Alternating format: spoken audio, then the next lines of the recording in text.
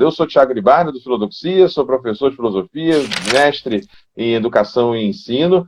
Vai ter um corte dessa live lá no canal, com 3 ou 4 pedaços, vamos ver quanto é que vai dar aí de pedaços. Participe, se inscreva, né, e curta lá também o canal no YouTube do Ricardo Chagas, que é psicólogo, que tem um canal excelente de análise de séries, filmes, audiovisual, por uma abordagem psicológica muito boa. Aliás, já vejo o vídeo lá de Ruptura, que é excelente. Também tem um ótimo vídeo também sobre Batman. E, Ricardo, se apresenta rapidamente novamente e aí depois eu faço de novo a pergunta para a gente ter a inteireza do conteúdo. Tá certo, Thiago. Muito obrigado pelo convite, né? Agradeço muito. Eu gosto muito de participar tanto de lives quanto de podcasts. Eu sou psicólogo, eu tenho um canal lá no Minutos de Sanidade, em que eu quero ensinar, meu objetivo lá é ensinar psicologia através dos filmes, né? Porque tem gente que fala assim, uma crítica, não é. Eu quero ensinar psicologia ali de uma maneira que seja lúdica, que seja fácil da pessoa visualizar com exemplos ali, né? Então, o objetivo do canal é esse daí. Eu estou muito feliz, cara. Eu adoro discutir, principalmente quando é série boa. Bom, então vamos lá. Primeira questão, vou colocar aqui que tem lá na série, né? Você tem o personagem principal, o Mark, e naquele contexto ali você tem um processo de ruptura como possibilidade. É possível você dividir a sua consciência ou o seu ego, enfim, vamos ver isso daqui a pouco, em duas, entre o mundo da vida e o mundo do trabalho, onde uma não encontra a outra, né? Então você vai para o trabalho e tudo que você vive no trabalho é como se fosse um loop infinito, quase que você teria duas partes da consciência ou do self, enfim, vivendo quase que num eterno retorno. É um loop infinito, né? Sobretudo a consciência do trabalho, isso fica bem claro. A série Ruptura da Apple TV é dirigida e produzida pelo Ben Stiller, 6 episódios de 9 são produzidos por ele. E essa possibilidade tecnológica de ruptura, de dividir o eu do trabalho com o eu da vida, é algo que é um plot da série. E aí eu trago a primeira questão para você, que é a seguinte, que eu fiz anteriormente, antes do problema técnico. A pergunta é a seguinte. Beleza. Na série tem essa fala, né? Que tipo de pessoa horrorosa, que tipo de pessoa odienta faria o processo de ruptura? Isso seria uma primeira questão. Uhum. Que tipo de dor, que tipo de trauma, que tipo de angústia motivaria eventualmente um processo, né, ou o desejo de fazer essa ruptura? E uma outra coisa que eu trago para você, Ricardo, é que a gente tem pelo menos duas grandes linhas de divisão topográfica, né, do aparelho psíquico humano, né, da psique humana. A mais famosa é Freud, com a questão do ego e superego, do inconsciente ao consciente e tudo mais. E também tem Jung, que aí tem a parte da sombra, que você bem trata no vídeo do Batman e tudo mais. Então, primeira pergunta, quem seria essa pessoa horrível que faria ruptura? E depois, fala um pouco dessa diferença entre Jung e Freud na topografia da psique humana. Olha, né, eu falei que essa primeira questão é uma questão até um pouco filosófica, até, porque eu acho que para a gente entender essa vida em isso, a gente tem que entender também que o relacionamento, a relação entre o homem e trabalho, que nos dias de hoje não é das mais agradáveis, as pessoas não veem mais sentido no trabalho. Então, eu encaro até vendo isso através de um olhar mais filosófico, que existe uma ruptura, porque as pessoas simplesmente perderam o sentido, perderam a razão de ver, de encontrar razão no trabalho. É como se o trabalho não acrescentasse mais nada ao self do indivíduo, né? Falasse assim, isso daqui é simplesmente ignorável, eu quero esquecer, eu quero chegar em casa e só ter uma vida pessoal. Só que eu acredito que todo tipo de experiência humana, por mais burocrática que seja, por mais chata que seja, ela tem um sentido interessante ali para acrescentar a psique humana. Né? Por mais que a gente não goste desse trabalho, os pesares da vida, as dores da vida também precisam acrescentar ali. Então, eu acho que é uma tentativa ali, talvez, de tirar um lado da vida que é muito chato, né, e colocar isso. E se você vê, por exemplo, o perfil do protagonista, que é o Mark S., ele tem um perfil mais depressivo, de que ele está fazendo isso para esquecer um pouco, para pelo menos algumas horas do dia ali, esquecer toda a questão envolvendo a morte da esposa dele, né, e também para não pensar muito sobre a vida ali, em alguns momentos ali, se desligar, né, de certa forma. E foi pelo menos o que eu pensei. E você, Thiago, agora eu vou devolver essa pergunta para você, né? Que tipo de pessoa odiosa faria isso? eu acho que, assim, primeiro, eu acho que tem muito a ver com a gente ser fruto de um meio, né? E a gente está Sim. no meio, e aí falando em neoliberalismo, e a ideia, eventualmente, de uma das correntes da origem da palavra trabalho, do tribalium, que eu questiono um pouco isso, outros historiadores também, seria um instrumento de tortura. Se a gente pensar em Gênesis na Bíblia, o trabalho é realmente uma pena, né? Uma pena no sentido de punição que o Deus do Antigo Testamento e da Gênesis dá para Adão e Eva por conta de, né, escolher o fruto do conhecimento, do bem e do mal. Então agora eles vão ter que trabalhar a terra e tirar o seu sustento. Então trabalho como uma pena, né?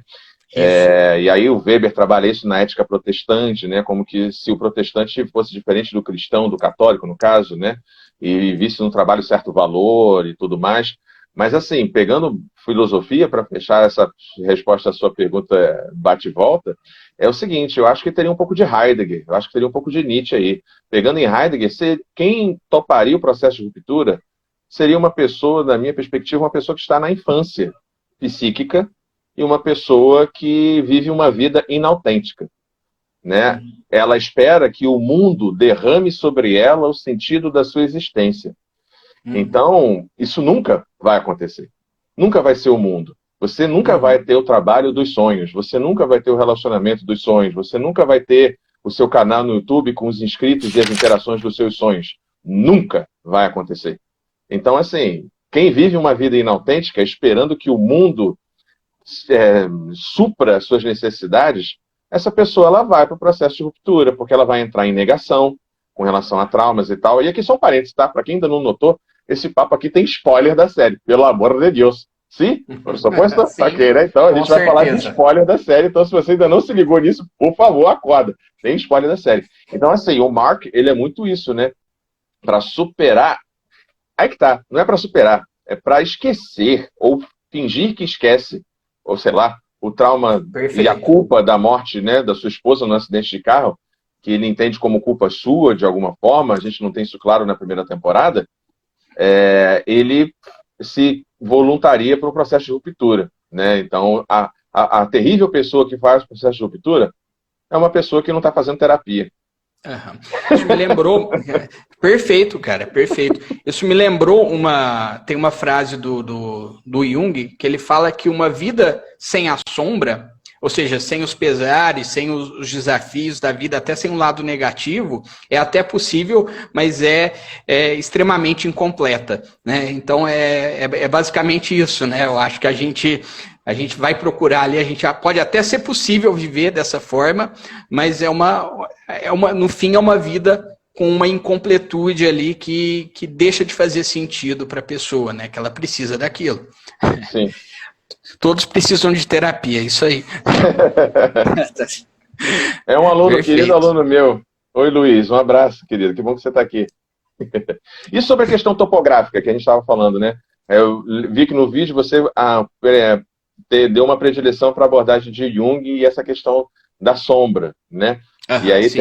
e você também cita a abordagem clássica, né, mais conhecida pelo senso comum, que é a abordagem freudiana. Fala um pouco do que é essa tentativa, né, de se atribuir a si mesmo a psicologia, né, um valor de ciência, então essa coisa de topografia, né, de dividir Aham. meio que materialmente ou de modo imagético algo que não é material, e essa diferença entre Jung e Lacan, ou perdão, Jung e Freud, e por que você preferiu o Jung na abordagem que você fez lá no vídeo e tal? Aham. Tá certo. Travou um pouco, mas eu entendi o final da pergunta. É assim, ó, Thiago, né?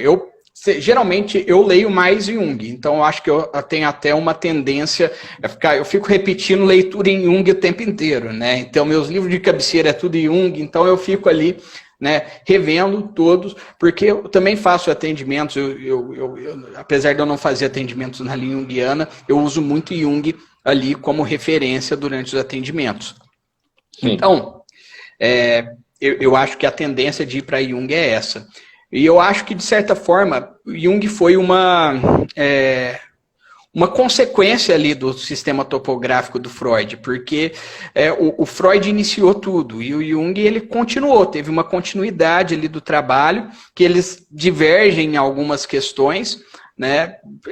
conceituais mesmo, mas que eu quis considerar as duas visões, né? Porque o inconsciente é o inconsciente em qualquer uma das duas. Então, em qualquer dos dois sistemas que você considerar o inconsciente como um túnel, como eu falo no vídeo, né? Porque o eu externo e o eu externo, no caso da série, eles compartilham o mesmo inconsciente. Então, qualquer um dos dois sistemas, o inconsciente serviria como túnel. Dito isso, é interessante que eu usei muito também do Jung, porque a manifestação da sombra inconsciente também está presente. Que nem eu falei, eu dei um exemplo lá, que foi a Halle, né? Que ela tinha uma agressividade que estava presente tanto no eu externo quanto no eu interno. Você vê que é aquela mulher muito agressiva, né? Ultra agressiva, né? Tanto que até a batalha ali existencial que as duas travam ali tem um teor muito agressivo, né? Tem até uma tentativa de suicídio ali no meio. Então, tem essa questão. Mas também tem outras questões, por exemplo, eu tô com a minha colinha aqui, o Irving, que eu esqueço sempre o nome de personagem. O Irving, ele também tem ele é muito metódico no trabalho. Depois a gente descobre que ele é um ex-militar, né? Então tem toda a questão de ser metódico ali na personalidade, na sombra dele, aquela sombra neurótica também, né? Que eles compartilham. O Marquez também, ele tem, apesar dele ele não sabe por que ele tá triste, mas ali ele sempre tá meio cabisbaixo, meio não cabisbaixo, mas desanimado, né? Apesar dele sorrir ali no eu interno dele, ele nunca sabe por quê. Então, eu acho que tem muito essa questão da sombra, que no sistema topográfico freudiano, isso não tem uma explicação tão óbvia. Então, aí eu usei o junguiano para explicar essa parte que foi o que eu estava pensando enquanto assistia a série. Uma coisa legal que eu vi no seu vídeo, que eu acho que a gente já pode emendar nisso, é a ideia dessas... Qual seria o termo mais adequado? São duas... O eu interno e o eu externo seriam duas personas? Seriam dois egos? Qual seria o termo mais adequado para tratar sem ser o da série? Que eu já acho que o da série é legal, eu interno e eu externo, ele fica bem didático assim. Mas qual seria o termo mais preciso, talvez, teoricamente, para você?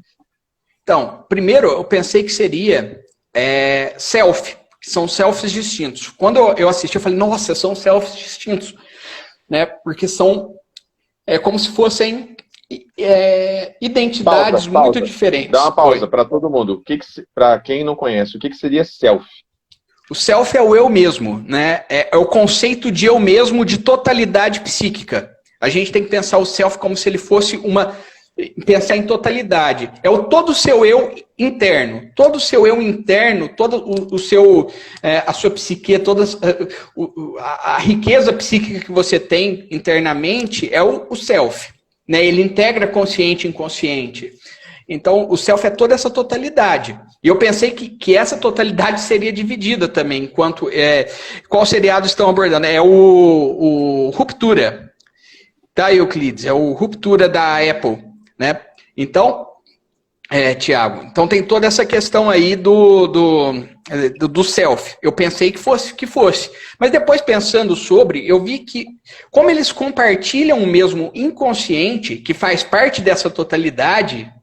Eu vi que não, que é o ego, na verdade, que é o eu. A persona, ela é mais superficial, e eles têm personas diferentes, assim, a persona, não é que ela é superficial, ela é superficial num plano, não é que ela não tem complexidade, mas ela é superficial até no sentido topográfico mesmo, né? Ela fica muito acima, ela fica muito perto do mundo externo. Então, ela não seria possível ser personas diferentes. Então, é o ego mesmo, né? É o ego que é o eu mesmo. É uma noção de eu que consciente, o ego, né? Então a gente tem que pensar no ego como uma noção de eu consciente que descarta ali o inconsciente do self, né? Não sei se ficou muito confuso, mas é isso aí. Não, é legal, porque é interessante pensar que mesmo no eu externo, no eu interno, dentro da série, você tem, de alguma maneira, entre aspas, personas diferentes, como, por exemplo, acho que também você citou no seu vídeo, que é sobre o Mark.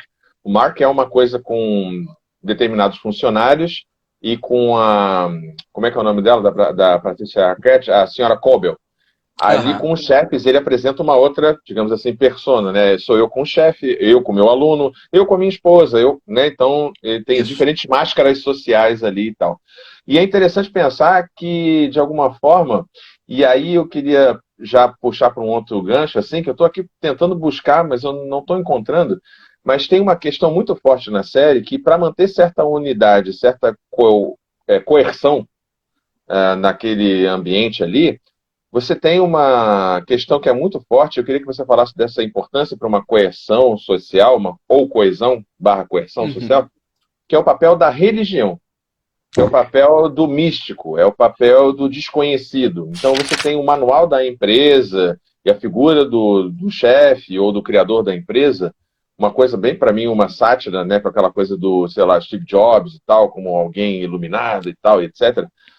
Mas qual a importância para você manter uma coerção e uma coesão, fica muito claro isso na série, da questão do lado místico, da religiosidade em perspectiva do indivíduo e tanto social. Como é que a psicologia lida com essa questão da importância da religião nesse processo? Olha, né, totalmente, esse lado espiritual é totalmente importante, né? E eu vou falar, cara, olha que interessante, você falou do Steve Jobs, né? O que aconteceu nessa semana, né, do Elon Musk ter, ter comprado o Twitter, né, Como quem foi compra uma quase, tangerina. cara, eu comecei a ver como que as pessoas, existe uma religião mesmo, um culto em torno, né, de empresários, né? A gente acha até meio exagerado quando a gente coloca na série a figura do empresário como se fosse um messias, e a gente tem também essa figura messiânica aí muito presente nas opiniões. Essa semana se manifestou bastante, né? Como que as pessoas enxergam, às vezes, aí os grandes empresários, né, grandes entre aspas. Então, eu realmente achei importante colocar. Agora, a espiritualidade, ela é essencial, só que, né, tem uma questão, a gente tem que diferenciar espiritualidade de religião. Porque o que eles têm ali não é uma espiritualidade, eles não têm nenhum contato espiritual consigo. Tudo que tem ali é dogmático, extremamente, vamos falar assim, sem reflexão. Eu acho que mais próximo da religião seria o livro o livro do. Deixa eu ver o nome do personagem aqui, que eu esqueci. Do É Rick. o genro ou Né? cunhado, né? Do Sei lá. Ricken, né? É. Do Ricken. Porque enquanto eles estão ali, eu acredito que eles estão ali dos dogmas do Kierkegaard, tudo aquilo lá é uma questão mais religiosa, dogmática mesmo, assim, daquela questão que você tem que pensar só dessa maneira. Enquanto, quando eles acham o livro proibido, né, que é o livro do Ricken ali, eles começam a ter uma visão reflexiva, que eu acho que para a espiritualidade é essencial você ter algo de teor reflexivo, senão fica muito superficial, dessa vez sim, essa superficialidade mais no sentido de pobreza mesmo. E como é que funciona, e aí, reforçando o que eu perguntei anteriormente, qual é o papel de uma questão, ou de uma, enfim, da religiosidade na questão da coesão e da coerção social? Porque, assim, por exemplo, o Irving, como militar, e aí eu vou puxar um Uhum. gancho que é da filosofia, né? A gente tem Aham. próximo da filosofia, a gente teve lá a Escola de Frankfurt e o Theodor Adorno se aproximando muito da psicologia, e aí ele escreve para entender o fenômeno do nazismo e tudo mais, ele traz o conceito de personalidade autoritária. Então, para mim, eu vi Uhum. muito a personalidade autoritária no Irving, que é o personagem do John Sim. Turturro. Ele, como militar, ele é alguém que, de alguma forma, ele precisa, para dar sentido e significado à sua vida, se submeter a uma ordem superior, seja ela militar, seja ela corporativa ou empresarial, seja ela religiosa. Então, tem Sim. muito a ver com esse tipo de personalidade que, para ter sentido e funcionar bem, né, ter essa ordem superior sempre dizendo como fazer, o que fazer e a coisa do metódico.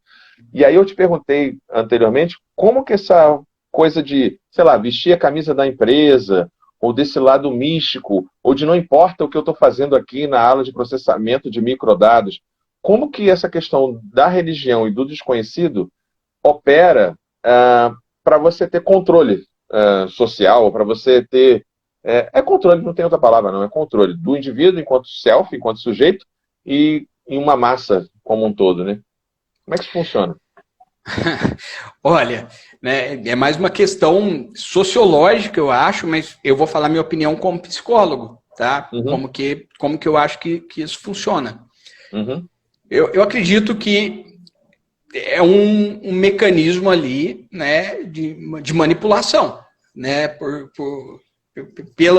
pela mídia, pelo trabalho, pelos próprios cultos ali em que é colocado aquilo lá, em que não se permite a pessoa não abre espaço para uma reflexão, né? Então eu coloco até ali como no vídeo, né, como a caverna de Platão, né, que a pessoa tem ali as imagens, né, na parede, as luzes, as figuras iluminadas na parede e o mundo inteiro ali, e a pessoa encara aquilo como uma realidade.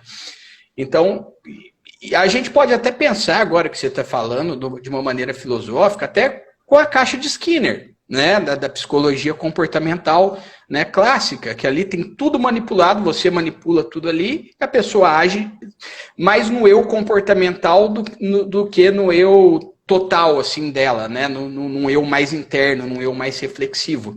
E nesse sentido, a gente é mais parecido com ratos do que parece, né? Porque enquanto a gente não questiona, a gente age como se fosse um animal mesmo, né? Como se a gente estivesse dentro de uma caixa de Skinner, né? eu gostei da imagem que você trouxe, que aí vem para a questão técnica da série, né? A série ela usa muito a ideia de você não saber onde está, né? Os Sim. corredores brancos, aquela luz de escritório. E tem algo que é muito caro à série, né? Que, primeiro, tem uma questão da iconografia. Você tem ali as imagens, né, de um setor aniquilando o outro, como se fosse uma coisa bem passagem bíblica do Apocalipse, né? Você não pode Aham. encontrar um ao outro e demoniza um outro setor. Isso é muito comum, às vezes, em próprias empresas, né, em corporações, um disputa com o outro.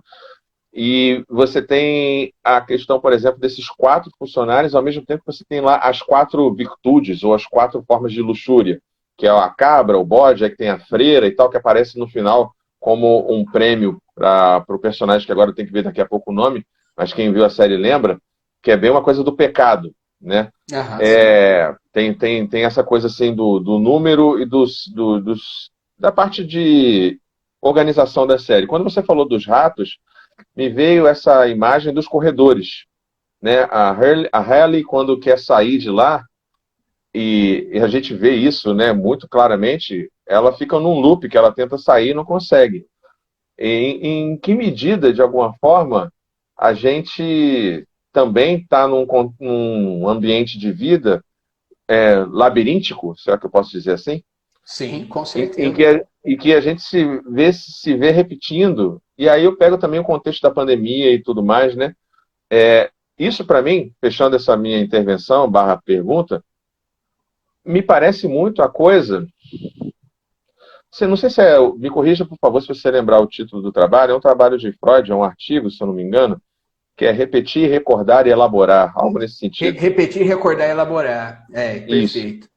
Em termos terapêuticos, me parece que aquele cenário armado ali é muito o cenário de um sujeito, né, esses 4 sujeitos, que de alguma forma não conseguem processar seus traumas, e eles ficam repetindo, reencenando. No caso do Mark, ele está tentando se apaixonar o tempo inteiro, seja de alguma forma pela senhora Colbell, uma coisa meio maternal e tal, mas eu acho que tem um apaixonamento ali, com a moça que a gente sabe depois que talvez seja ou não a esposa dele, né? Você faz ali a terapia de bem-estar, e depois tem um beijo com a Halle, então ele tem uma coisa dessa procura do romântico, né, o tempo inteiro. Tem a questão do próprio Irving e a sua homoafetividade e Hum. a sua coisa metódica e tudo mais. Você concorda com essa visão? Acha que tem um pouco a ver essa questão de ter uma ideia de loop, né? De um processo terapêutico que não está se concluindo bem, não está caminhando bem, e a pessoa tende a reencenar e eventualmente não consegue sair, né? Acha que encontra a saída e volta para o mesmo ciclo e volta para o mesmo loop. Olha, com certeza, mas eu acho que esse loop é induzido, né? Eu acho que os próprios funcionários ali induzem a repetição, mas não a recordação e muito menos a elaboração, né? Eu acho que a tentativa ali é só de repetição, mas eu acho que é justamente quando eles saem dessa repetição forçada que eles conseguem, né, quando eles quebram, quando o Irving vai para o outro departamento, ou quando eles param o expediente para conversar, ou para ler um pouco do livro, ou quando eles fazem uma coisa que é mais espontânea, que eles conseguem, talvez, enxergar de fora essa repetição que eles fazem, para aí sim recordar e elaborar. Quando ele dorme também, né, tem essa questão muito dele lembrar, acessar o inconsciente, lembrar das coisas que ele faz lá fora, que no caso ele fica pintando ali, né, o quadro ouvindo Ace of Spades, né? Então, cara, é muito louco isso, né? Então, eu vejo dessa forma. O personagem do Irving, do John Turturro, para mim é um dos mais interessantes, porque É meu favorito. Para mim, ele parece que é o único que tem clareza, porque assim, você vê que ele toma café para que o eu interno dele fique com sono e sonolento num estado de pré-consciência ali, nem acordado, nem dormindo, para que eles de alguma forma se comuniquem com a tinta, mas ele e ele pinta de novo para poder, porque ele lembra e para não esquecer ele fica repetindo para poder, não é para ele que está fora, é para o cara que está dentro. É muito doido isso, né? Porque é como se a disciplina dele de alguma forma está ajudando ele a ser. Ele vai como se fosse um martelo, né? Tipo, sim, um tic-tac ali pro outro despertar, porque a série dá uma certa sensação pra gente que o personagem do Irving, do John Turturro, ele vai ser o traidor. Porque ele é muito apaixonado pela empresa, ele é muito, né, preso a rigores e tudo mais. Então, para mim, é um dos personagens mais interessantes, assim. Além de eu ter muita curiosidade para conhecer o Mildred, que é o capataz, né, que é o segurança. Que personagem interessante, curioso. Qual é a dele, né? Tipo, o que está acontecendo ali e tal. Eu queria já trazer, então, uma outra questão para a gente pensar aqui, que é a partir dos episódios. Eu acho que a série ela tem uma abertura muito inquietante, né? Um artista gráfico muito inquietante, mas também os nomes dos episódios dizem muito, né? Então eu vou passar aqui e aí você vai ouvindo, talvez se lembrando e tal. Eu tô aqui com o IMDb aberto, vou Olha ficar aí. aqui também. Então a gente tem o primeiro episódio que é Boas Notícias sobre o Inferno. E aí em inglês, Hell remonta a Hell, né? Que aí, tipo, é ela deitada como se fosse num caixão, meio que acordando, né? De um sono, sei lá, do que tem essa perspectiva aí desse primeiro episódio. O meia volta é porque ela fica, né? Tenta sair e não sai, que é o segundo episódio. Na perpetuidade é uma ideia de visitar a sala, de você endeusar a empresa, né? E você vê uma espécie de céu da empresa, o prêmio que você pode ganhar trabalhando direitinho, batendo as suas metas e tudo mais, né? E aí, para mim, tem dois episódios que conversam muito bem, que é o 4 e o 9. O 4 é o nome do livro lá eu não sei se é cunhado, genro, eu nunca sei essas coisas, que é o marido da irmã do Mark. É o cunhado. Que é uma figuraça, né? Aquele cara, gente boa, assim, cara do bonachão, que ele escreve o livro O Você Que Você É. Né? Talvez evocando uma ideia de selfie aí, né? Um eu verdadeiro ali e tal. E aí, esse episódio conversa muito com o último, que é quando eles conseguem sair, né? E meio que. Tem um nome o processo, não é de ruptura, é uma inversão da ruptura, mas momentânea, né? Que é o nós que nós somos. Aí eu acho que talvez esteja a chave de roteiro para a série, né? Não dá para fazer sozinho. Perfeito, né? Não dá para fazer sozinho. Tipo, você não vai se curar do teu alcoolismo sozinho, seja lá o que for. Se curar não, né? Mas se tratar e tudo mais. Eu vou deixar os outros aqui meio em aberto, mas queria que você comentasse um pouco essa ideia que tem ali do você que você é, né? E o nós que nós somos. Como é que isso se dá, eventualmente, em um processo, digamos assim, terapêutico? Qual é a função do outro?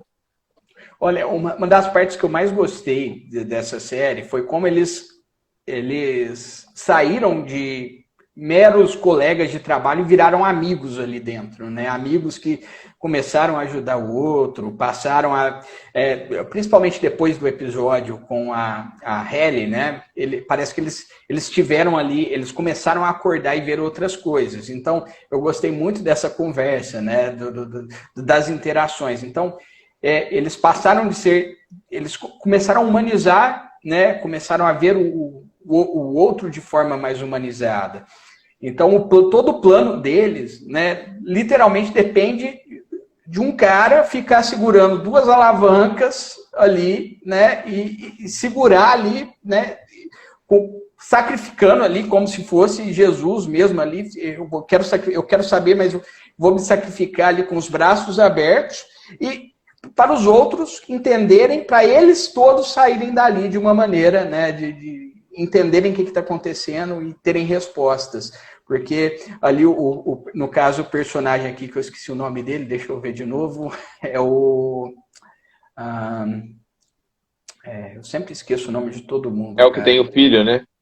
É, o que tem o filho. O Dylan. O Dylan, cara, então, assim, eu acho que ele era o que estava mais curioso para saber ali, não só curiosidade, mas ele tinha um motivo emocional para sair, mas ele quis ali fazer esse sacrifício para as outras, confiando nos amigos que eles fariam isso, né? O próprio Irving, que você acha, eu também achei que ele seria um traidor, cara, mas a cena que ele coloca o chiclete ali no livro, né, do Kier Egan, na Bíblia do Kier Egan, e fecha assim, né?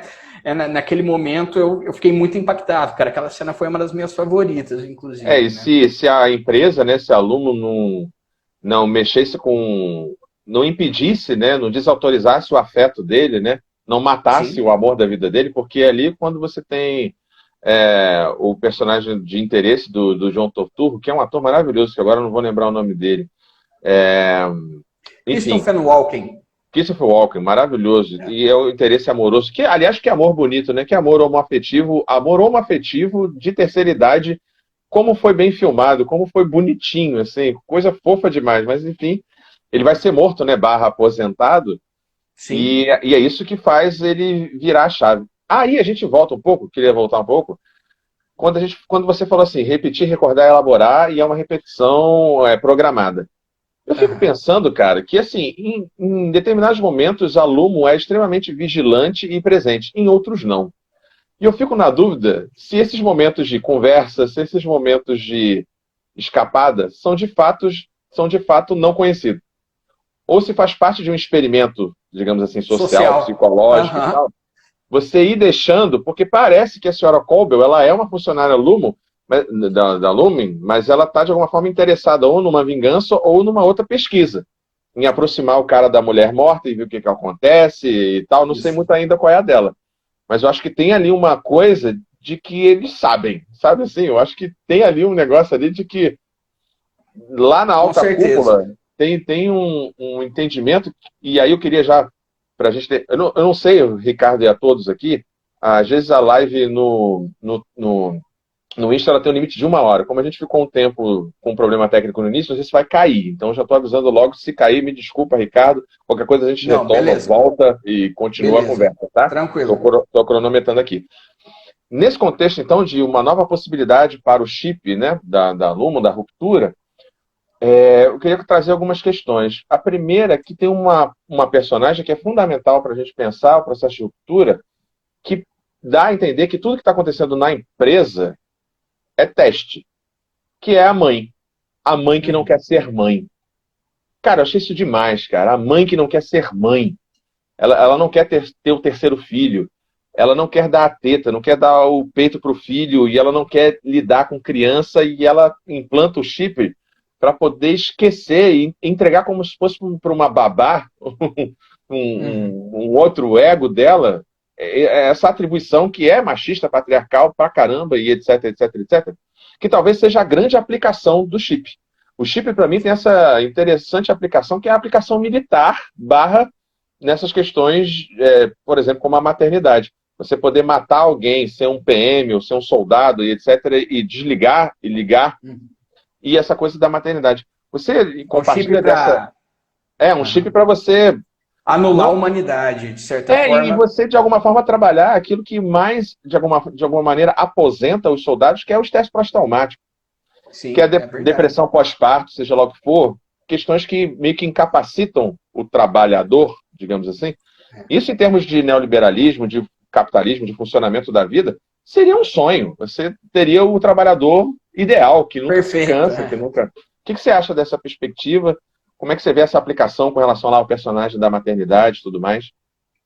Olha, Thiago, né, perfeito. Muitos apontaram isso daí como se fosse um furo de roteiro, mas eu não acho que seja. Não tem câmera suficiente, né? Eles estão vigiando tudo ali, mas por exemplo, essa questão, eu acho que até a aposentadoria ali do Burt, né, foi muito pontual ali para um momento para testar para ver como que talvez o Irving reagiria ali também, né? Vamos ver como que ele está sempre voltando. Eles tentaram fazer de tudo. O guarda tentou fazer esse golpe aí do quadro, né? Colocar uns contra os outros. Então tudo parece ali que é meio sem sentido, que eles estão meio desorganizados, porque tem um momento lá que ele fala assim, eu tentei isso, ela falou assim, foi uma boa ideia, né? Eu achei esquisito aquilo lá, é uma boa ideia, né? Como assim é uma boa ideia, né? Tipo assim, desautorizou ela ali. Então, parece que tem uma falta de organização, né, geral ali, mas, de certa forma, eu acredito nisso, que seja o teste do chip para anular ali as dores psíquicas, né? Para anular, para fazer as pessoas esquecerem dos eventuais traumas, por exemplo, nessa questão militar também, né? Fazer coisas horríveis, não só trabalhar ali. O trabalho em si é um experimento para uma coisa maior, né? Eu vi muito dessa forma também. Só que o que eles precisam entender é que eles conseguem fazer egos distintos, mas as dores ainda, né? Tem uma cena que assim, eu acho que é no primeiro episódio, se não me engano, que o Mark S, ele tá... É Mark S? Isso. O Mark S, né? Ele tá... Antes dele entrar na empresa, ele começa a chorar ali, né? Dentro do carro. Cara, então você vê que se manifesta a dor ali. Ele não sabe de onde está vindo a dor, mas ele está sentindo, porque é antes dele entrar, ele está, nossa, eu vou ter que ir para o trabalho, eu nem sei o que eu estou fazendo lá, mas está doendo, né? Se é alguma coisa lá que não está fazendo sentido. Naquele contexto ali, o choro dele é de ter que voltar a trabalhar ali.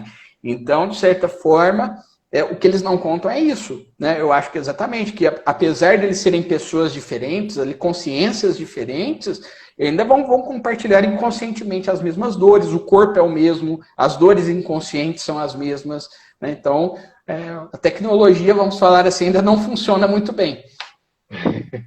E uma coisa que a Patrícia Arquette, que é a senhora Cobo, ela comentou numa entrevista, ela comentou sobre a série ser filmada aí no contexto da pandemia, né? E aí eu vou refazer aqui o aviso, parênteses, sobre eventualmente se cair a live, a gente volta e termina o papo, tá? Porque eventualmente tem um limite aí da live pelo Instagram, que eu me lembre. E ela comentou, a Patrícia Arquette, que ela comentou algumas coisas interessantes, como, por exemplo, a gente tende a ver o trabalho como pena, né? Então, eu quero esquecer o trabalho e tudo mais. E aí ela falou assim, só que, na verdade, para mim, ela falando sobre ela, né? A atriz mesmo. Geralmente é o contrário. Geralmente, no meu trabalho, eu esqueço da minha vida. E é um momento de desprendimento, de desligar, né, da minha mãe que está com câncer, ou dos meus filhos que estão em casa e não me deixam dormir. O trabalho como válvula de escape, então, de alguma forma, invertendo a lógica que a série coloca, né? O trabalho como pena, a série coloca assim. E eu achei interessante a Patrícia Arquette trazer essa outra perspectiva, né? Dela inverter isso. Não, o trabalho, eventualmente, ele te alivia de alguma dor ou de alguma preocupação, por menor que seja. Como é que você vê isso? Funciona nessa dupla chave mesmo? Para você, pessoalmente, ou eventualmente para os seus pacientes de modo geral? Como é que funciona isso? É assim mesmo? É um jogo de mão dupla? Olha, eu acho que isso é muito ligado com a responsabilidade que você tem no trabalho, né, e com as cobranças que você tem no trabalho. Eu acho que depende muito da descrição de trabalho, da descrição do que você faz ali, né, do que com o tipo de trabalho mesmo. né? Porque o trabalho do psicólogo, por exemplo, é um trabalho muito estressante, que tem muita responsabilidade, né? Você está lidando ali com vidas humanas. Mas talvez um trabalho de ator ali não tenha... Lógico, né? Se a pessoa se cobrar muito, tem ali um alto nível de estresse, mas de maneira geral, é um trabalho que não tem tanta responsabilidade com o outro, é mais consigo mesmo. Então, acho que depende muito da descrição de trabalho. Eu, como produtor de conteúdo, por exemplo, eu tenho minhas preocupações, lógico, pegar a fonte, mas não é uma preocupação tão grande assim quanto eu tenho com os meus pacientes, por exemplo, que são vidas humanas ali.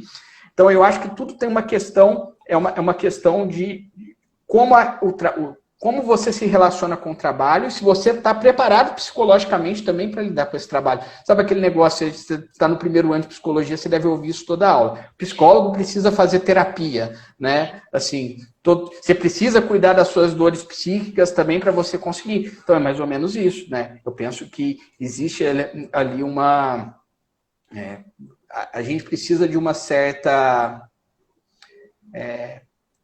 autoanálise, talvez, não é autoanálise, mas a gente precisa de uma certa autopercepção para saber até onde a gente consegue chegar, né, no trabalho que a gente faz. É claro que nem todo mundo pode escolher isso, né, infelizmente, né, a maioria das pessoas simplesmente trabalham porque precisam sobreviver, mas no mundo ideal seria dessa forma, a gente precisar repensar nosso eu pessoal com o nosso eu do trabalho ali e ver se existem conflitos. Uma coisa que também a Patrícia Arquette colocou nessa entrevista, e eu acho interessante também, é a seguinte, e me fez pensar o seguinte, né? A série foi gravada no contexto da pandemia, foi escrita lá em 2015, 16, né?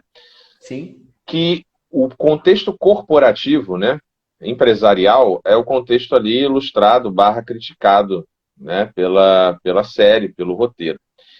Mas, assim, na pandemia, aconteceu comigo, eventualmente aconteceu também com você, professor ou psicólogo, o eu do trabalho e o eu da vida, o lugar de trabalho e o lugar da vida se tornaram um só e o mesmo.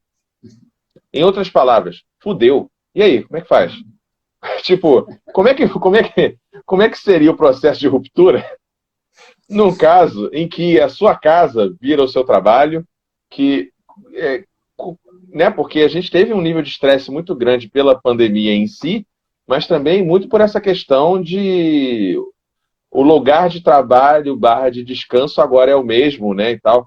Como é que você Sim. viu isso no seu dia a dia clinicando? Como é que você viu isso em si mesmo, como produtor de conteúdo?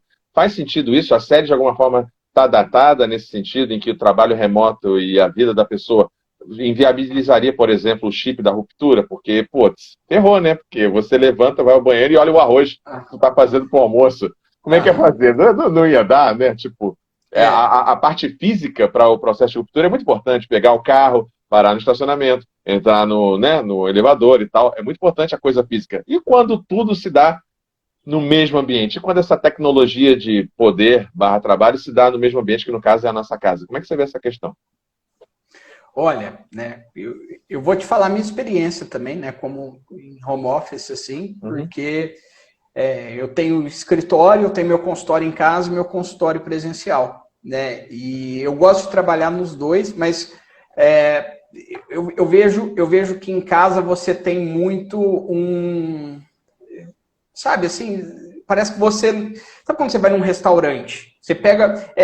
eu gosto de descrever dessa forma. Quando você vai num restaurante, você tem uma experiência, né? Você entra no restaurante, a luz já vai iluminando, assim, né? Você já tem uma iluminação baixa, aí você senta na mesa, toda uma experiência. Você ir num consultório é a mesma coisa. Você passa por um jardim, né? Você tem um lugar, a sala de espera, você já está ouvindo uma música preparada ali. Então, você tem uma experiência, um processo, que até você entrar na terapia. Agora, aqui parece que não tem uma ruptura, né? Não tem uma ruptura. Na hora que eu saio do meu consultório, eu estou na sala.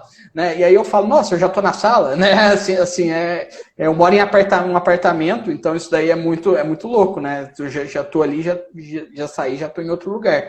Então eu vejo muito nesse sentido, que o espaço geográfico não faz você participar de um processo, não tem a sensação de que você está tendo uma experiência orgânica, uma experiência total, né? Você tem parte da experiência, mas não ela na totalidade, né? Eu vejo dessa forma.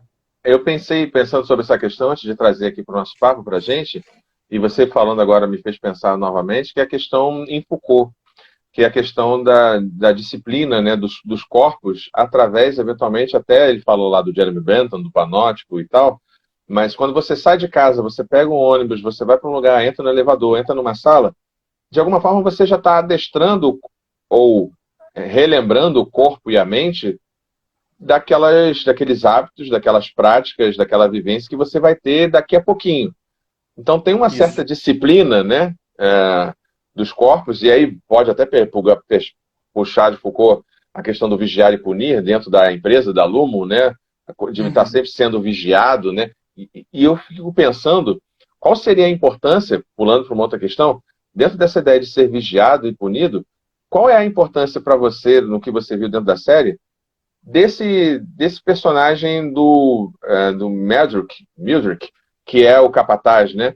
Porque, assim, Aham. eles sabem que estão sendo vigiados por câmeras e por quase tudo o tempo inteiro. Mas qual é a importância de você ter essa outra pessoa, esse outro sujeito? E qual a importância, de repente, eventualmente, dele transitar entre esses dois mundos? Como é que você vê esse personagem em termos psicológicos ali para aqueles outros quatro, que são os nossos principais? Qual a importância desse personagem ali? Por que ele tem que ser uma pessoa? Não pode ser só um robô e tal. Entendi.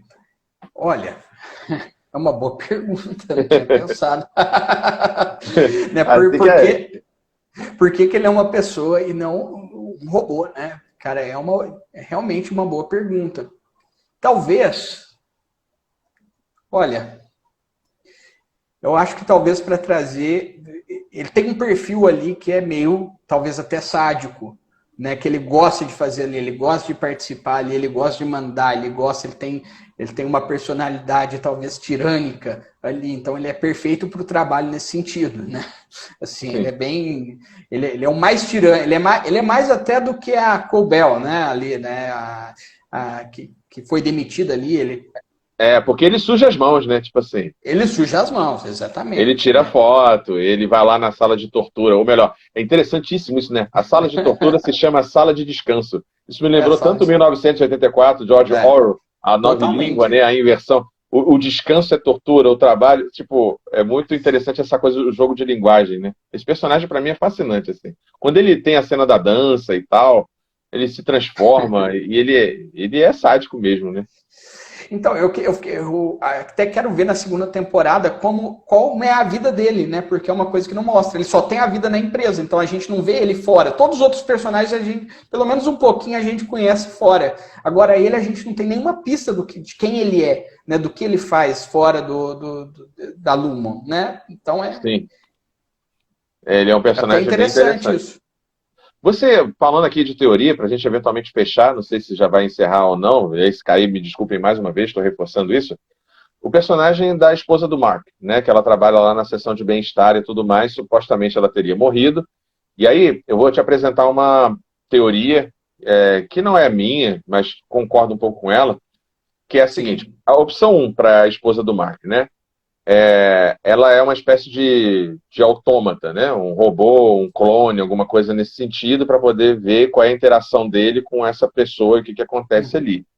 E uma outra Uhum. opção, além de uma terceira que eu não me lembro agora, é a questão da empresa estar ou iniciar os testes com um coma, com corpos quase mortos, né? Uhum. Porque aí você tem problema com o Senado, liberação para testar o chip em gente viva e tudo mais. Então você teria começado os testes com pessoas de guerra, que quase pela experiência de quase morte, pessoas, né, com coma e tal, que Sim. eventualmente teria acontecido isso com a esposa do Mark. Reanimaram o corpo dela, tanto é que não teria o corpo dela do lado de fora, só do lado de dentro, e ela não teria o eu externo, ela só teria o eu interno, em alguma medida. É, e aí, o trabalho deles lá no microprocessamento de macrodados, eu não sei se o nome é exatamente esse, mas enfim, é irrelevante, assim como é na série, Uhum. você trabalha com a ideia dicotômica ou paradoxal de números que causam emoções. Então Uhum. você tem ali 5 emoções básicas, né? Se eu não me engano, são 5 emoções básicas que eles vão caçando. Na minha leitura, ali eles estão fazendo o trabalho que a gente faz para o Google quando a gente está identificando faixa de pedestre, semáforo, um barco, uma bicicleta. Eles estão fazendo esse trabalho. eles estão ensinando de alguma forma para o chip, para esses corpos outros, o que é ser humano. Você precisa de humanos para poder ensinar para esses outros que ainda, né, são quase na experiência de quase vida e tal, como é o caso da a esposa do Mark, para ela poder voltar quando eles completam aquele encheu, como se fosse enchendo o cérebro, bom, encheu a programação de afetos, medo, e emoções primárias e tal.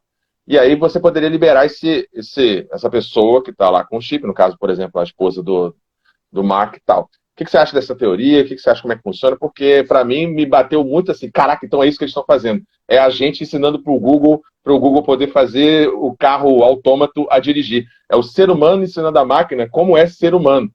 Enfim, por isso que precisam de humanos, para poder ensinar para a máquina. Eles estão ensinando para a máquina como produzir emoções e tal, porque só quem tem de fato emoção. Enfim, queria que você discorresse sobre a minha batatinha aqui, a viagem aqui.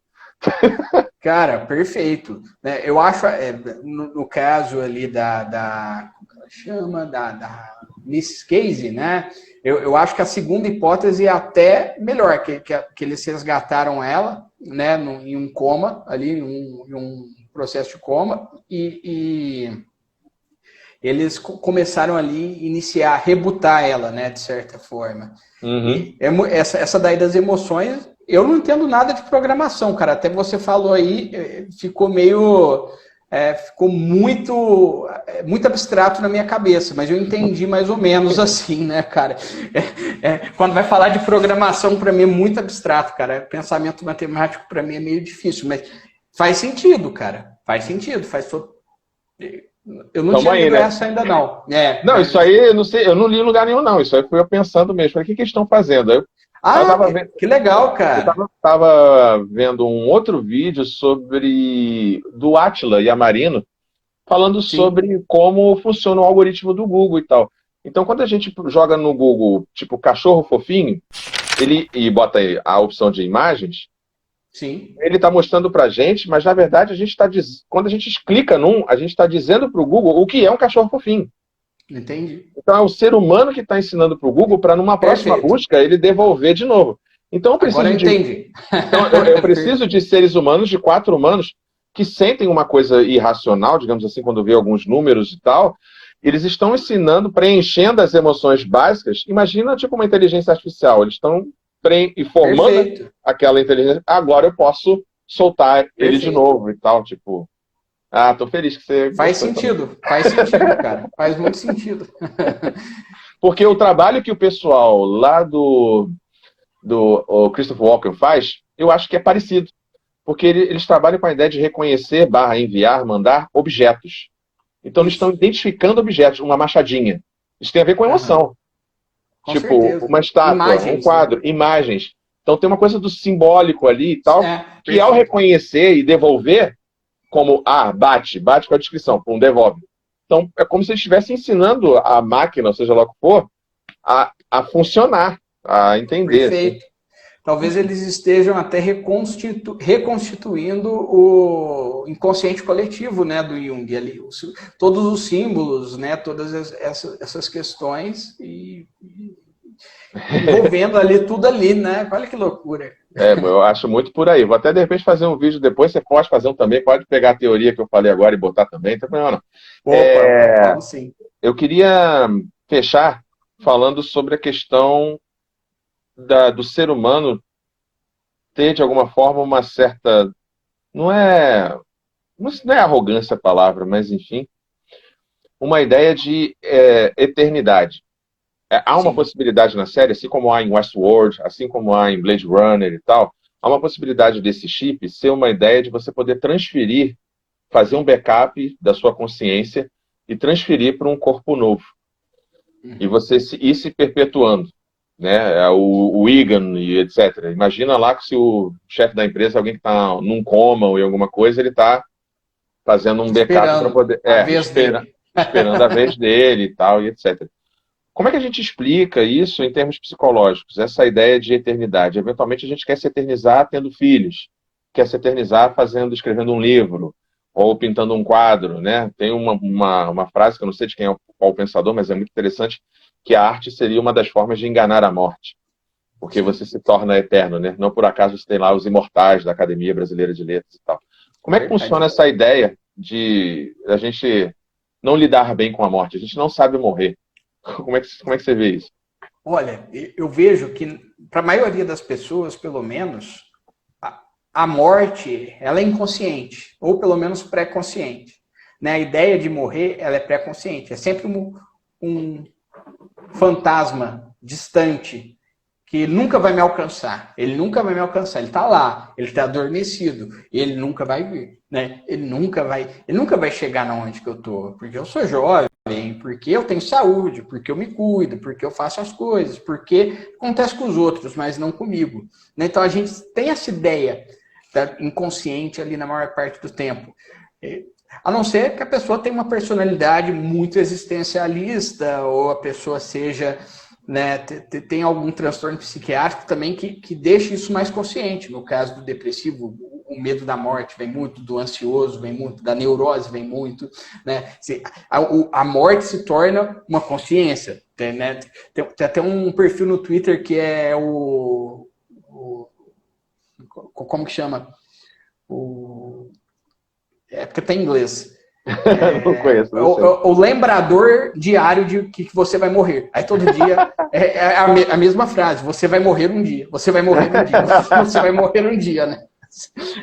Então tem esse perfil do Twitter, cara, que você vai lembrando, para tornar consciente. Porque a maior parte do tempo você está pensando em outras coisas. Você está pensando nos boletos que você tem para pagar, você está pensando no que você vai jantar, você está pensando, né, o que você vai fazer daqui a pouco. Você nunca pensa de fato, né, na morte. Pelo menos não. Tem um filósofo que eu já citei aqui, que ele fala muito da questão da morte, que é o Martin Heidegger, que ele fala da vida autêntica, da vida inautêntica. Aí, perguntado sobre o como fazer para ter uma vida autêntica, ele fala, se atribui, né?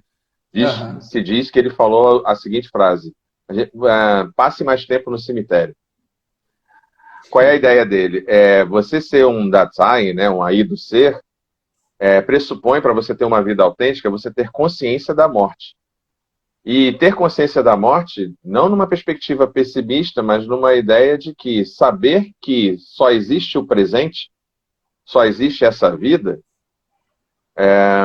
te faria viver uma vida mais plena. Porque só existe essa conversa aqui entre mim e você. Essa é a última conversa que eu vou ter, essa é a última videochamada que eu vou fazer. E que videochamada eu faria? Uhum. Você concorda com essa perspectiva de que ter consciência da morte e viver com ela como algo que dá sentido à vida é algo positivo, negativo? Como é que você vê isso? Olha, nem sempre é positivo, porque existe a questão, né, da própria pulsão de morte do Freud, né, que é visto como negativo, né, e não tem esse nome por acaso. Então, uma pessoa que está em um estado depressivo, por exemplo, vai pensar na morte diariamente, vai lembrar da morte diariamente, mas a ótica dela é diferente, é totalmente...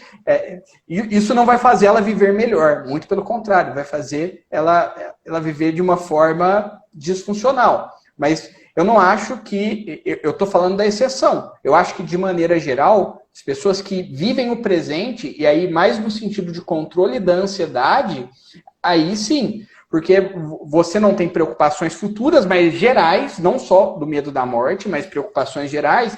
Olha, eu não vou me preocupar com um problema que eu tenho que resolver daqui 2 meses. Você também não tem a questão do passado, você está vivendo a plenitude do presente.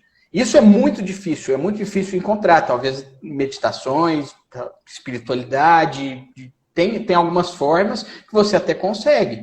Mas essa é a grande questão, né? Como que eu vou esquecer as neuroses? Como que eu vou esquecer as preocupações futuras se eu estou aqui no presente, se eu estou aqui nesse momento só apreciando isso daqui? Por isso que é tão interessante, até indo para a psicologia positiva, né, o estado de fluxo. Né, que o estado de fluxo, cara, né, que é o estado de concentração extrema que você tem, que você só aprecia o presente. O Mihai Csikszentmihalyi, que é um dos pais da psicologia positiva, e ele é o criador assim, da teoria do estado de fluxo, um dos elementos que ele coloca é exatamente a morte da autoconsciência. Então, você simplesmente esquece, quando você está tão concentrado num estado de presente, de agora fazendo uma atividade que você gosta, como a gente está fazendo agora, por exemplo, que você anula totalmente ali toda essa percepção que você tem de neurose, de preocupação. Então você fica num estado ali até de relaxamento. Quando você joga um jogo de videogame que você tá tão imerso, quando você faz uma atividade física que você está tão imerso, quando você faz uma atividade artística que você está tão imerso, aquilo é imortalidade. Eu vejo a imortalidade como o estado de fluxo mesmo, como esse estado de concentração que você tem essa perda de autoconsciência. Pô, isso é muito bom, cara. Gostei disso, gostei dessa ideia. Eu queria fechar, já para a gente terminar aqui, com duas questões, se der tempo. Mas vamos lá. Primeira, qual é a importância, e aí pode, não sei se vai ser sensível para alguém, né, mas assim, eu vejo a Lumo, a empresa, no caso, né, da série, ela atua eventualmente como algumas religiões, mas não no sentido talvez positivo. Religiões em que sentido? Religiões meio que abutres, como assim? É aquela religião geralmente pentecostal, né, pentecostal, que vai trabalhar pegando aquele novo fiel dentro de uma penitenciária. Ou alguém que tem um filho drogado e vai pegar esse filho com drogadição e vai trabalhar em cima desse sujeito. Vou me explicar melhor. Dos 4 personagens que a gente tem ali, a gente tem 4 pessoas quebradas, digamos assim, traumatizadas. E é um pressuposto, eventualmente, para você aceitar a Lumon, e ela deve ficar fazendo mapeamento ou algo assim, né? Você ter pessoas com trauma, pessoas com grandes traumas. A gente tem no Irving, você tem talvez algum estresse pós-traumático, que a gente não sabe, por ele ser militar ou não. Bem possível. É, bem possível. Você tem ali também, no personagem do Dylan, eu não sei o que teria acontecido com ele, talvez uma esposa também, porque ele parece um pai solteiro, não sei. Mas qual é o papel do trauma, no caso da série mesmo, qual é o papel duplo do trauma? Porque me parece que o trauma é aquilo que faz o eu externo aceitar o convite para fazer o processo de ruptura, ao mesmo tempo que o trauma é aquilo que é o que liga os inconscientes, como um túnel, como você falou. Então, ao mesmo tempo que o trauma é aquela dor psíquica, é o que motiva a sombra, né? É o motivo o sujeito a ir para a ruptura e a fazer a ruptura, também é aquilo que, eventualmente, lembra o sujeito de voltar. Como é que você explicaria ou falaria sobre isso? Essa questão do trauma e essa dupla chave, digamos assim. Olha, o trauma, eu acredito que seja o próprio resquício de humanidade que resta ali, né, dos personagens ali que são submetidos a essa robotização, vamos falar assim, né, esse credo cego, né, sem nenhum teor reflexivo que está ali, que não te deixa pensar por si próprio. Então, eu acho que a partir do momento que você tem dor, que você tem sombra, que você tem trauma, né, você nunca vai poder dividir uma pessoa, porque aquilo lá faz parte integral da humanidade dela. Então, eu vejo muito nesse sentido. Eu vejo que, até a minha teoria que eu falei no vídeo é exatamente essa, que exatamente através desse túnel inconsciente é que você consegue ter a ligação da vida, né? A ligação do eu externo com o eu interno. Então é através desse sofrimento mesmo, através desses traumas, através de tudo isso, né? Beleza, então para fechar, eu queria falar e agradecer mais uma vez, que bom que a live não caiu. Obrigado, Ricardo. Se você chegou até aqui, muito obrigado mais uma vez. Não esquece de passar no Instagram e no YouTube do Ricardo, que é o Minuto de Sanidade. No YouTube, então, nossa, só creme de la creme no YouTube. Valeu, obrigado. Muito bom. Me visite também aqui no Instagram, Filodoxia. E assim, só para explicar, Filodoxia porque é amor à opinião, ou porque eu dou minha opinião sobre as coisas, então botei esse nome de remédio no Instagram e no canal. Tome Filodoxia, 25 miligramas. Parece nome de remédio, né? E no canal a gente faz a mesma coisa parecida. A gente faz análise de filmes e séries. Eu adorei o canal, inclusive. Um por psicologia, outro por filosofia, e a gente às vezes se atravessa, isso é muito bom. Quando eu pego um pouco da sua visão, coloco lá, pode ver que vai bater lá um arroba do crédito, que eu lembro de você, eu boto lá o crédito lá no vídeo. Então, muito obrigado por você ter até aqui. Eu que agradeço. Valeu. Para fechar, uma pergunta que eu não consegui ver a tradução aqui. tem uma questão importante lá naquela cena final, que ninguém entendeu muito bem, que é o prêmio do funcionário, que é um prêmio meio, não sei, da luxúria, né? É uma Sim. coisa que apela muito para a luxúria. E eu não tinha entendido, só entendi depois, que aquele prêmio que o Dylan ganha, ele está lá no quadro que o Irving vê, e onde ele conhece, né, o interesse amoroso dele, né, que eles se conhecem, que é o Egan açoitando, e tem lá o açoite na cama, Sim. os quatro temperamentos. Que são, aí eu tenho aqui três, a outra tradução eu não consegui ver aqui, que é brincadeira, medo, malícia, e o outro eu não consegui ver. Se você conseguir ver, me avisa aí. O que significaria ali para você aquela cena? Pensando lá na brincadeira, no medo e na malícia, e a ideia de você afastar ou açoitar esse tipo de comportamento. Seriam os quatro personagens da série representações desses temperamentos? Pronto, falei, Olha, joguei no alto e saí correndo. Então, eu fiquei pensando bastante sobre esse quadro, né? Ali a gente tem até uma imagem Antigo Testamento, assim, né? Muito punitivo, né? Ali, né? Toda a questão de um senhor ali açoitando ali, né? A imagem do cordeiro também, tem várias referências bíblicas ali que eu ainda, para falar a verdade, eu não li sobre, não interpretei. Então, até os temperamentos ali, eu também não sei exatamente como significariam quais eu não pensei sobre. Mas faz sentido, né? Se a gente pensar que são quatro, o número 4 ali ele se repete, são quatro pessoas, né? Tem toda a questão simbólica ali também, né? Eu acho que a gente vai descobrir muito, talvez com os arcos de desenvolvimento da segunda temporada. Talvez esses símbolos façam até mais sentido ali, né? Beleza. Bom, Ricardo, mais uma vez, então, muito obrigado pelo papo. Não vou te prender mais aqui. Agradecer a todos Eu e a que todas que agradeço, ficaram com a Thiago. gente. E dá o seu serviço aí, fala de si, fala do seu canal um pouco para se despedir. E mais uma vez, obrigado. Olha, eu agradeço muito o espaço cedido aqui para a gente conversar, né? Isso daqui é o que eu mais gosto de fazer, né? Para mim, nada do que eu faço teria sentido se não fosse isso daqui, né? O próprio fluxo aqui que a gente tá, né? Que dá esse prazer, né? Que nem você estava falando lá, né? A pessoa fica pensando em números, fica pensando, cara, conteúdo. Você fazer conteúdo, você tem que pensar no prazer de fazer e isso é o mais importante de tudo, né? Senão perde o sentido. Então eu agradeço muito, né? E eu tô lá no YouTube, Minutos de Sanidade. Cara, estou fazendo um tanto de vídeo lá, escrevendo pra caramba. Então, é isso aí, cara. Agradeço muito. Muito bom os seus vídeos também. Aliás, eu tava assistindo os cortes do Batman, cara. Curti bastante também. Legal, valeu. Da live. É muito, muito louco, cara. Olha, eu vou aqui já deixar, e você também que está nos assistindo, se você também quer isso, eu também quero, e de repente eu entro de sócio nessa empreitada, eu vou esperar e pedir para que você abra o canal Minutos de Insanidade. Porque, eventualmente, é importante também o caos e a loucura, a gente pensar de um jeito desorganizado aí, porque a gente tende, como professor e tal, como profissional, a organizar, né, e tal. E eu compartilho, fechando aqui, com a sua intenção no canal e no Instagram, sobretudo no canal.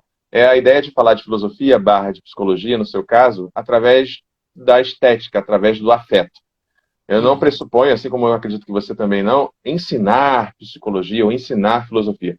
Mas é mobilizar afetos. Se a pessoa gostar de ir atrás do conceito, se a pessoa começar a ver o filme e pensar, caraca, é a zona da sombra, é a sombra que é o id e tal. Pô, já tá bom para mim, já tá tudo certo, já tô feliz. Perfeito. E é isso. Muito obrigado, Ricardo. E obrigado a todos Eu que agradeço, que ficaram Thiago. até aqui. Obrigado Valeu. a todos. Um abraço. Falou, tchau, gente. Valeu, Ricardo. Até mais. Tchau. Tchau. Valeu, gente. Tchau.